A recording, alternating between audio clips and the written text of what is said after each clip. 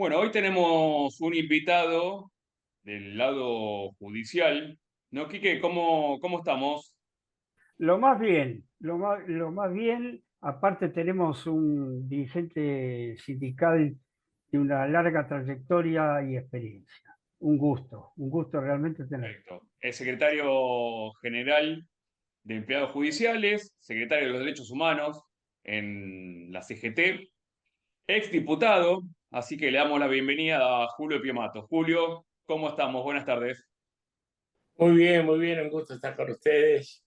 Así que es viernes, termina la semana, estamos en tiempos difíciles, pero llevándolo como siempre, como decía Jaureche, siempre con una sonrisa. Cuando los pueblos defienden sus derechos y van a la batalla, lo hacen cantando, aun cuando las angustias de esta Argentina de hoy nos haga pensar otras cosas, pero siempre tenemos esperanza. Bien.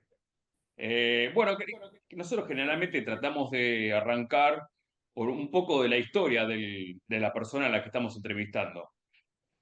A esto me refiero preguntándote cómo arrancás en el área judicial, o sea, precisamente cómo entras a estudiar abogacía. ¿Qué se te da por estudiar abogacía? Y mira, por decir algo así, yo de chiquito, siempre de muy pequeño, decía que iba a ser ingeniero, ¿no? Y después las cosas de la vida, el secundario que hice en el IES y todo, me llevaron por las cuestiones humanísticas, más que nada, ¿no? Y bueno, al final de mi carrera se sorprendieron todos en casa, pero cuando dije un día que iba a seguir abogacía, ¿no? Porque me veía muy, de toda la vida, muy conteste con el tema de la ingeniería y bueno, elegí la abogacía. Este, no fue una decisión, fue intempestivo cuando lo comuniqué a mi familia, pero fue todo un proceso de un año que fíjate vos cómo son las cosas, a mí me gusta escuchar a la Sí. gente y todos me veían como abogado en el colegio, ¿viste? Cuando se empezó a hablar, ¿cómo ingeniería vos? Y bueno, empecé a pensar y ahí entré para el tema de la abogacía.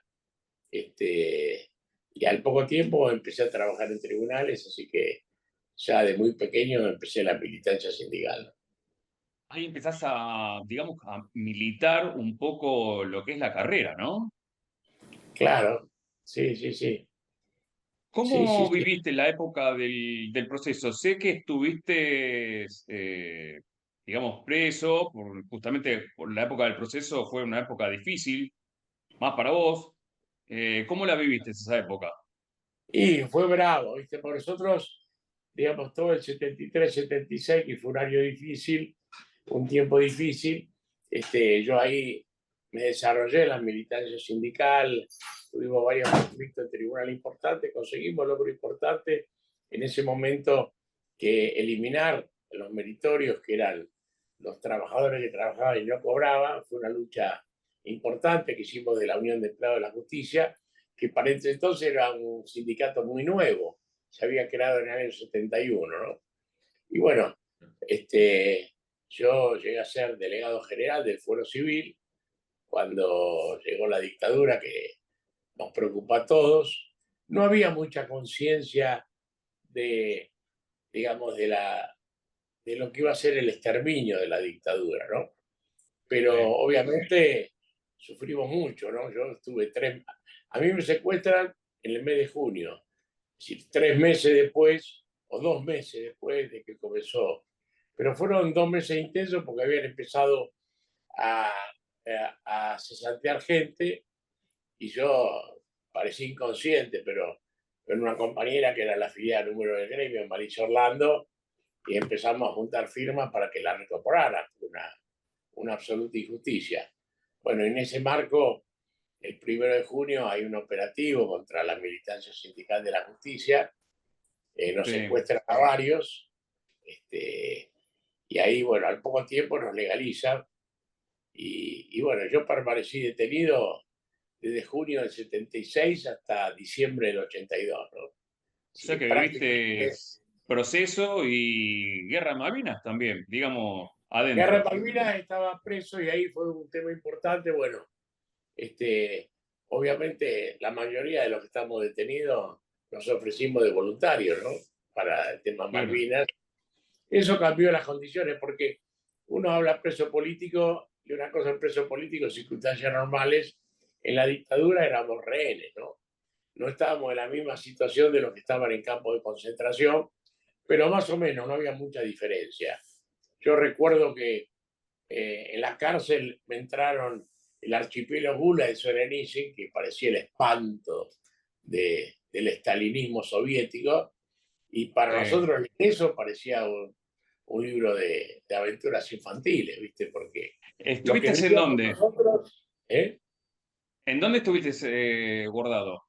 Por así Yo decirlo, estuve ¿no? secuestrado en lo que era Superintendencia de Seguridad Federal, la vieja Cordina, y en la calle Moreno, 10 días. Sí. Después me legalizan y estuve en Devoto, 76. Después a Devoto lo hicieron, por la política, le hicieron cárcel de mujeres.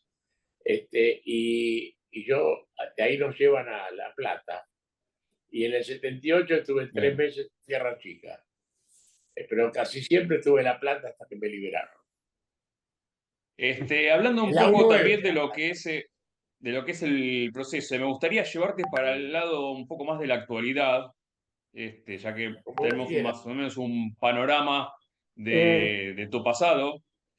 Em, quería, ¿cómo? Sí, sí, decime, Quique, decime. sí, yo quería aclarar algo con respecto a lo que estaba diciendo para que lo entienda la gente que nos está escuchando, que en ese momento se llamaban a esos detenidos, a esos que estaban presos, a disposición del Poder Ejecutivo. Era un listado de toda la gente que estaba detenida a disposición del Poder Ejecutivo. Quiere decir que no tenían causa, motivo, nada, sino que integraban esa lista. ¿Es así, No, Julio?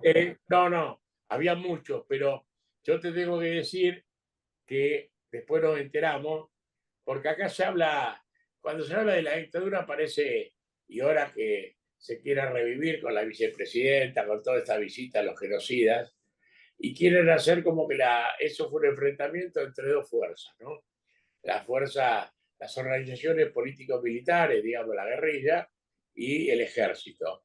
Y en realidad, y está en los documentos que salieron, el enfrentamiento del golpe militar del 76 fue no para destruir a la guerrilla, como se dice, sino en el discurso de Martínez II del 2 de abril del 76 está claro que los militares venían a cambiar el estado de bienestar que había generado el peronismo por volvernos a hacer una factoría como fuimos en otro tiempo.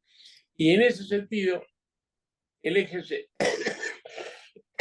el eje central de la represión era impedir la resistencia obrera o sindical al programa de Martínez II, que fue épica la resistencia de los trabajadores.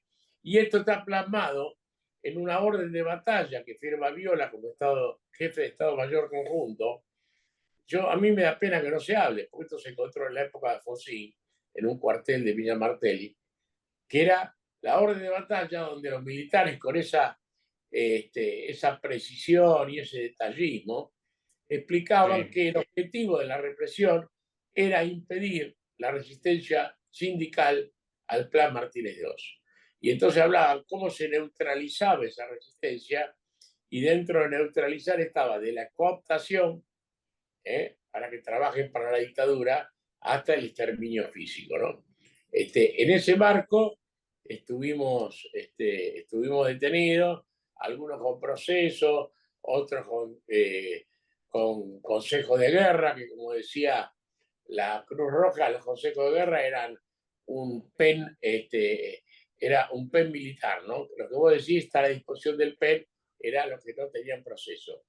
Y habían otros que le ponían PEN militar, que era, lo sometían a un circo de consejo de guerra, así. Eso fue toda la realidad, pero el objetivo, y por eso, si vos ves el listado de desaparecidos, casi el 70% es gente que provenía de militancia sindical, ¿no?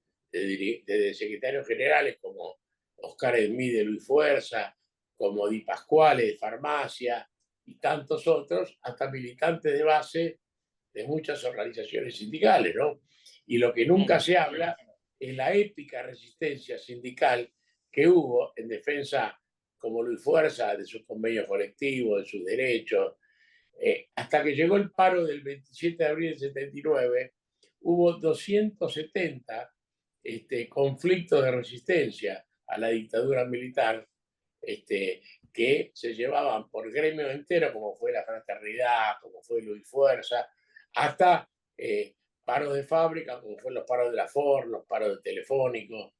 Es decir, fue épica la resistencia sindical a la dictadura, y eso se pagó con un alto costo en el número de desapariciones. Después la quieren pintar como había malos de un lado y malos del otro. Los trabajadores que defendían sus ¿Y derechos. no fue un poco así también? ¿No fue un poco así también? Porque digamos que la dictadura militar entra un poco también por una necesidad, ¿no? No, la dictadura militar entra por una acción política de cambiar los ejes. Ellos decían, cuando muere Claro, bueno, Perón, justamente decían, del peronismo. muerto el perro, se acabó la rabia, decía. Y el peronismo Sí, siguió vivito y coleando. Y entonces armaron toda esta política de inestabilidad, que había dos marcos, el superficial y el de abajo. El superficial era el enfrentamiento entre dos bloques del peronismo, los dos infiltrados, tanto la derecha peronista como la izquierda de las organizaciones militares, ¿viste? Que se llaman políticos militares. Pero por abajo era la resistencia de los grupos económicos a que Perón pudiera poner en marcha el cambio de la Argentina. Nosotros en esa época estudiábamos en la facultad con Henry en Derecho, y vos sabés que después uno lo analiza, no teníamos libros para estudiar. ¿Por qué? Porque Perón cambia todas las leyes. Entonces nosotros las leyes, las codificadas, las teníamos que estudiar de los proyectos de ley, de la exposición de motivos y de la discusión parlamentaria, que era muy rica en ese momento, porque se hablaba claro. cuestiones profundas y de fondo, porque no había libros, porque los libros de cuna neoliberal o liberal no respondían a todo ese espectro que el peronismo traía para volver a una comunidad organizada donde el conjunto pudiera vivir con dignidad. Y más allá de lo que se Sí, diga, si vos vas a las variables económicas de aquel momento, vos te encontrás no solo lo que creció la participación de los trabajadores en el reparto de la riqueza, sino un dato fundamental. A fines del 74, principios del 75, el salario real en la Argentina alcanzó su nivel histórico superior. Hoy estamos años luz de eso. Fue el mejor salario real, es decir, ¿qué es el salario real? La cantidad de bienes que vos podés comprar con tu sueldo. ¿Eh? Bueno, lo que llegó el peronismo en un año y medio de gobierno fue al pico más alto en la historia argentina. Hoy estamos años luz de eso. Para graficar algo de en poco tiempo, y que Perón sacrificó su vida porque sabía que si era presidente su tiempo de vida se cortaba, hicieron todo lo posible para desestabilizarlo, pero, y bueno, cuando murió Perón dijeron, esta es la oportunidad para ir adelante, y ahí pergeñaron la dictadura, ¿viste? Y pergeñaron ese campo que, fíjate vos, que lo peor que podemos decir, la dictadura cambió muchas cosas más allá de la represión, pero fundamentalmente cambió el paradigma del país. Hasta la sí, dictadura, el ahorro nacional, es decir, el de todos los argentinos que tuvieron un poco más, un poco menos, lo manejaban los bancos nacionalizados, y tenía dos funciones ese ahorro a través de los bancos. Financiar el ahorro popular, que permitía que la gente accediera a mejor condiciones de vida, pero además, digamos, hacía mover el círculo virtuoso de la economía. Y por otro lado, financiaba la inversión pública, que era la inversión estratégica para un proyecto de desarrollo del país. La ley de entidades financieras de Martínez II, más otras leyes más, pero esa en particular, cambió ese paradigma. Y entonces el ahorro de los argentinos pasó a ser botín de la usura financiera. Y sí. desgraciadamente, desde la vuelta a la democracia, en 40 y un año, 42 años de democracia, no modificamos esa ley. Y hoy, si vos ves la Argentina con 55% de pobres, a pesar que pasaron gobiernos de todos los signos, es que nos están saqueando, porque está esa ley vigente que favorece la usura, favorece el saqueo y perjudica el desarrollo y el bienestar de todos los argentinos. Ahora volviendo otra vez, me había quedado inconclusa la pregunta.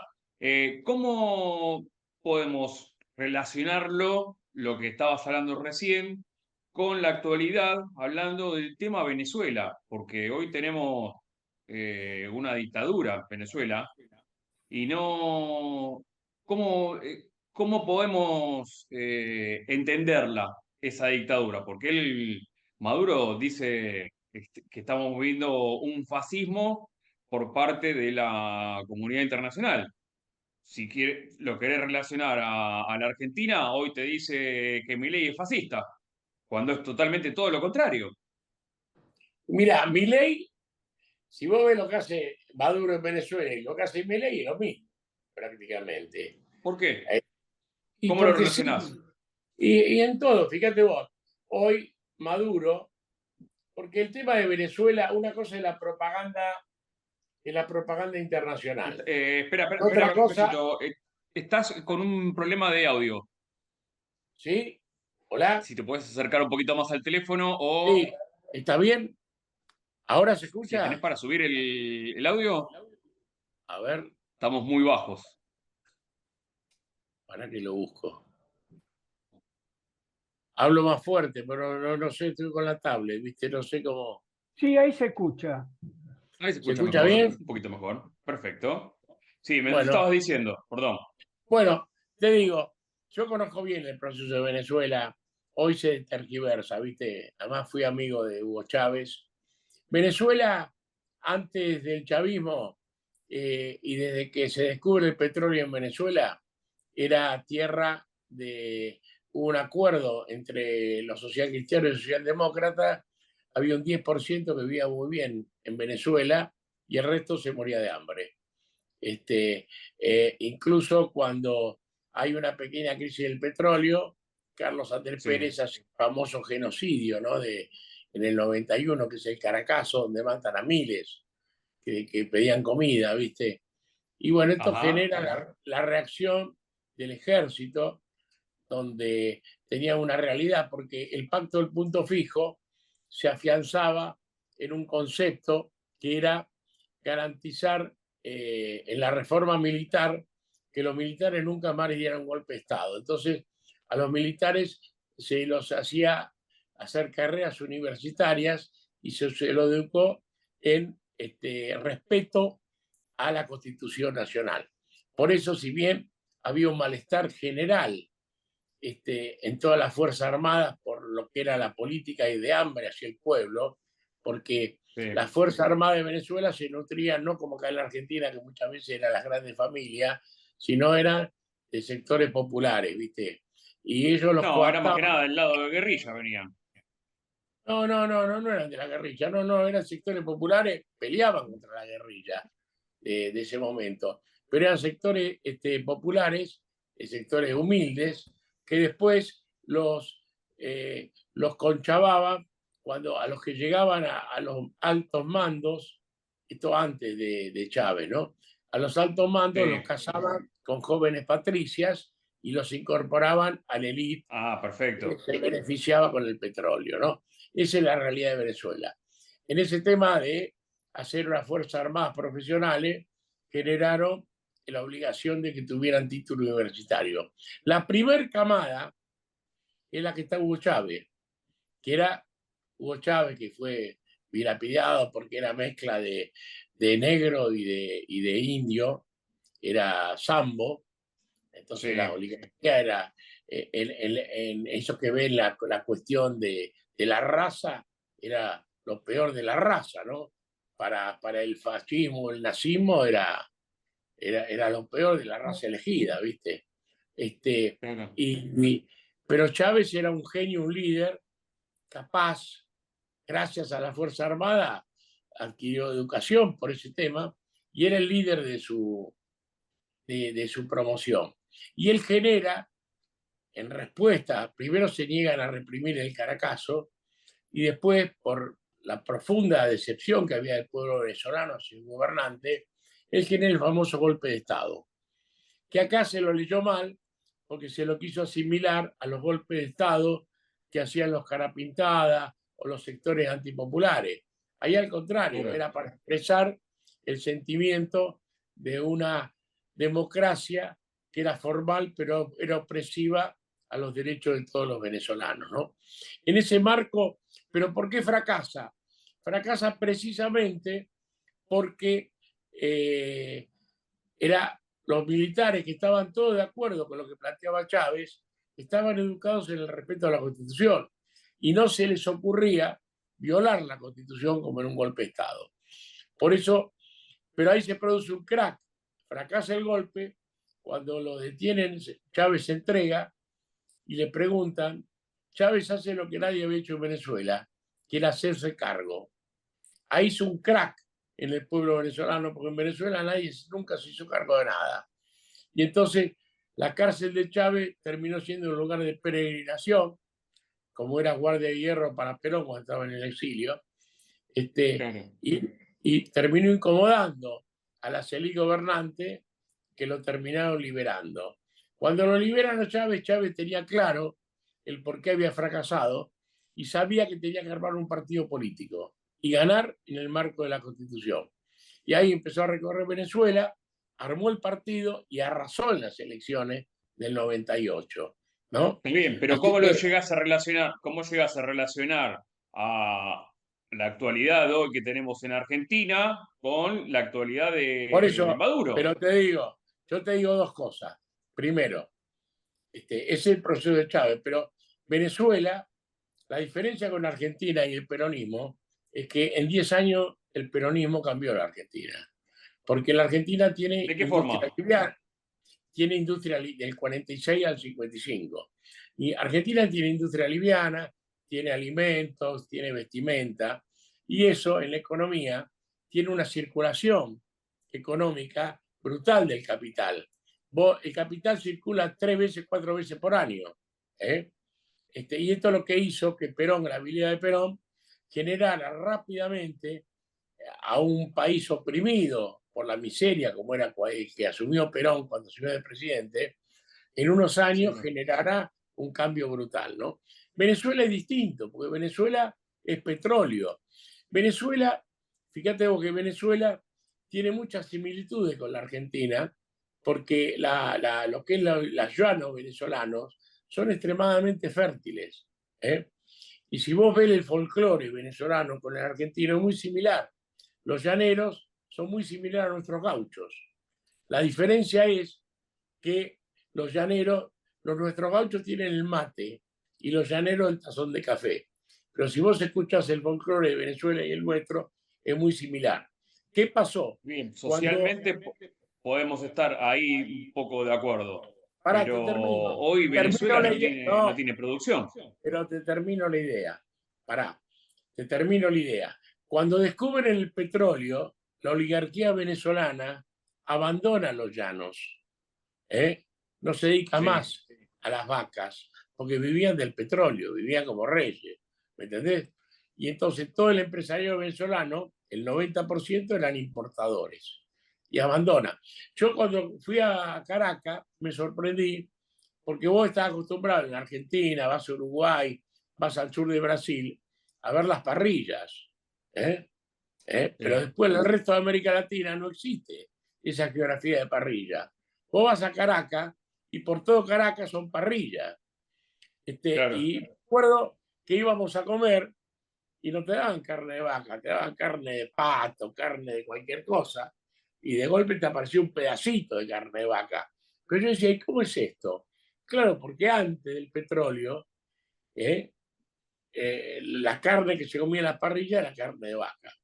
Entonces, Chávez tiene que hacer toda una reformulación, porque una cosa es que vos repartir alimentos, como voy a hacer Perón, y este tema generar industria liviana, que fue lo que hizo Miranda en la Argentina, y otra, cómo cómo generás con la industria pesada y con el petróleo una revolución social. Es muy difícil, porque vos en Venezuela los autos, por eso tenían los autos norteamericanos, eso Impala, todo, porque cargar el tanque de agua era un regalo, pero era más cara el agua que la nafta en Venezuela, ¿me entendés?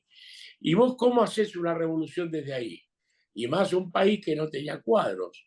Entonces, todo un, mira, Chávez tenía que haber gobernado 25 años, porque era un lúcido, y bueno, no llegó a vivir eso. Pero yo te puedo contar mi anécdota. Después, cuando Chávez cae enfermo, tiene que elegir sucesión. Y tenía dos alternativas. O era Diosdado Cabello o era Maduro. Y Diosdado Cabello era de las Fuerzas Armadas, pero estaba sospechado de corrupción ya desde aquel momento. Y él pensó, como tenía una relación con Fidel Castro, Maduro era un cuadro sindical del Metro de Caracas, pero formado políticamente en Cuba. ¿Eh?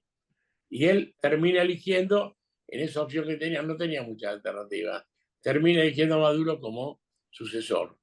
Y Maduro, que yo lo conozco mucho de aquellos años, hace mucho que no lo veo, era un cuadro importante, pero no era Chávez. ¿Eh? ¿Y qué pasó? Mucha gente que estaba con Chávez terminó siendo relegada, Maduro no es Chávez, pero la oposición venezolana es la lacra total, es la lacra total. Entonces, decir que Venezuela no hay democracia, no la hay, ni del oficialismo ni de la oposición. ¿Eh?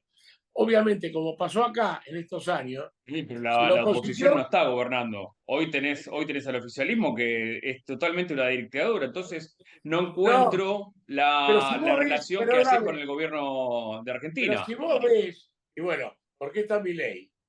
Porque tuvimos estos años que se gobernó a nombre del peronismo y nos hizo justicia social. Yo siempre digo, en la Argentina, escúchame, Cristina Fernández de Kirchner se fue con 27% de pobres. Yo decía, Sí, un gobierno que se va con 27% de pobres no es un gobierno peronista. Vino Macri, peor, obviamente, llevó a 36. sí, pero Alberto nos dejó Vino, con 45. vino Fernández, no, Fernández con 41%. Y en 8 meses Milei lo llevó a 55.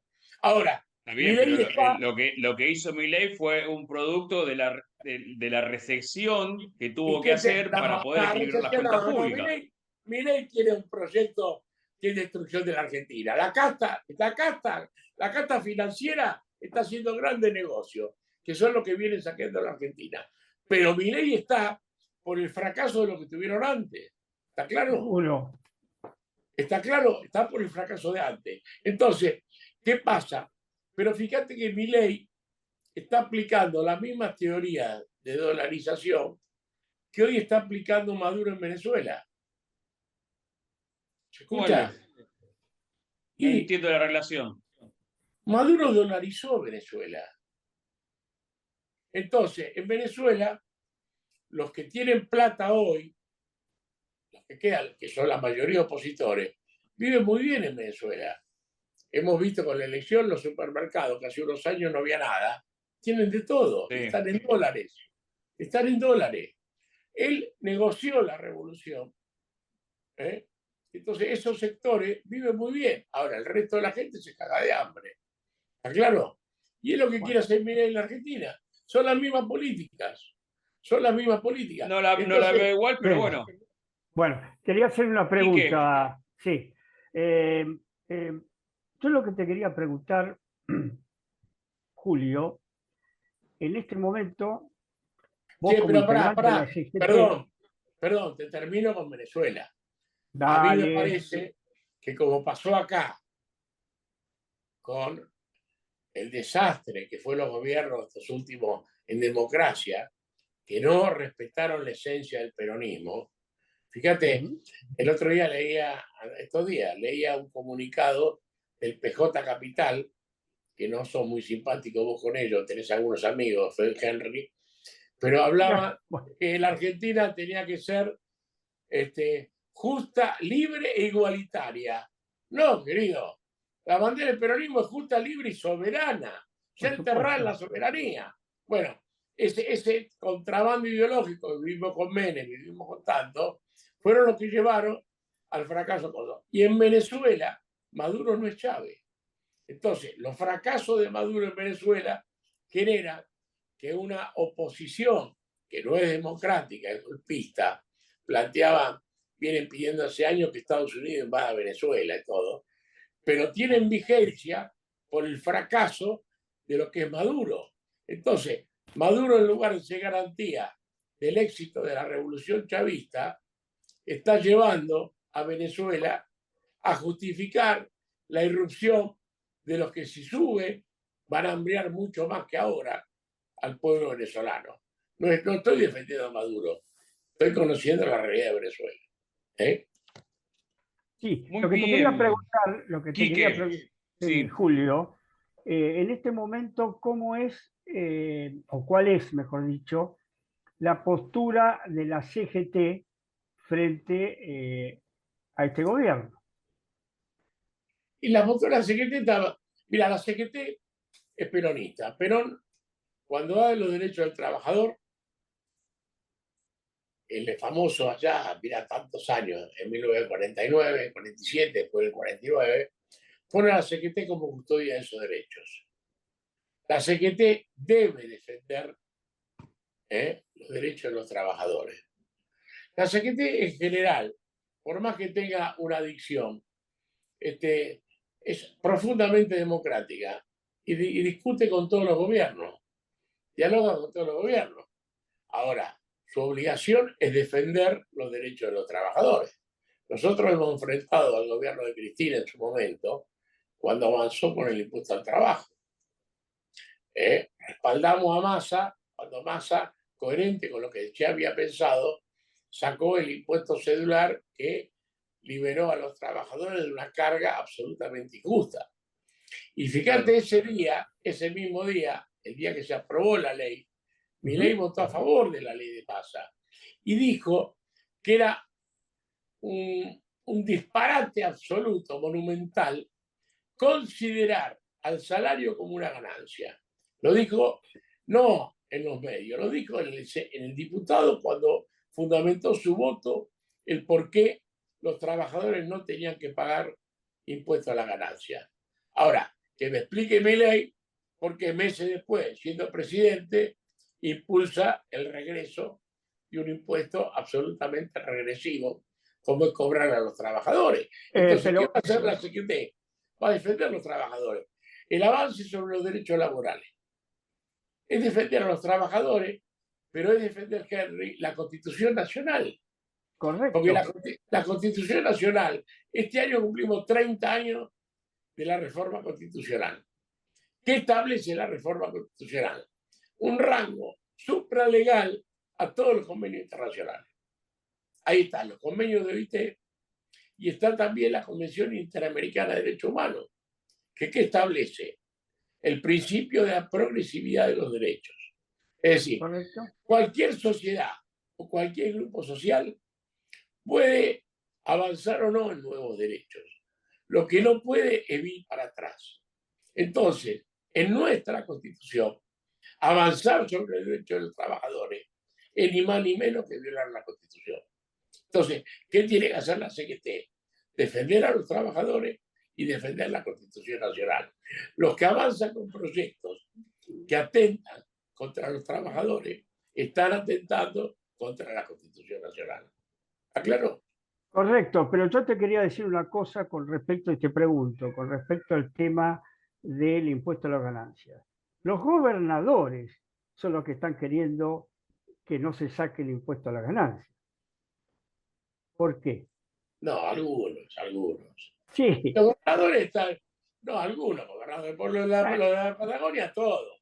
Mira, ya en Neuquén ya salió un fallo instigado por el gobierno provincial para no aplicar la ley.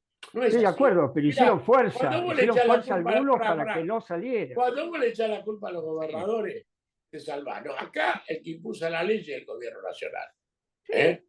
Yo no es que le echo la culpa a los el que ahoga a las provincias, el que ahoga a las provincias, que no es este gobierno, pará, El planteo lo han hecho los gobiernos anteriores también.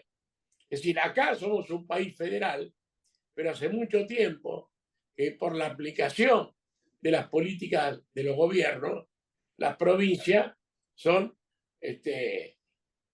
tenemos un país que en la práctica es tremendamente unitario, porque el gobierno nacional ahoga presupuestariamente a las provincias. Esta es la realidad que vivimos en Argentina, no con este gobierno, la vivimos viviendo de antes, pero este gobierno no la cambió. Fíjate, 30 años de la reforma constitucional. ¿Qué plantea la Constitución? Que debe dictarse una nueva ley de coparticipación federal. Claro. Este año se cansaron los constituyentes, todos, de hacer homenaje a esos 30 años. ¿Quién te explicó por qué en 30 años no cumplieron con la Constitución, que es dictar una nueva ley de coparticipación federal? Es un interrogante. Bueno, Julio, nos estamos quedando sin tiempo. La verdad que un lujo haberte tenido acá y espero que más adelante te podamos entrevistar y poder continuar esta charla, que es muy interesante. Cuando ustedes quieran. Bueno, a todos ustedes les damos las gracias por estar en línea con nosotros y nos vemos en la próxima edición de Politea Online. Chau.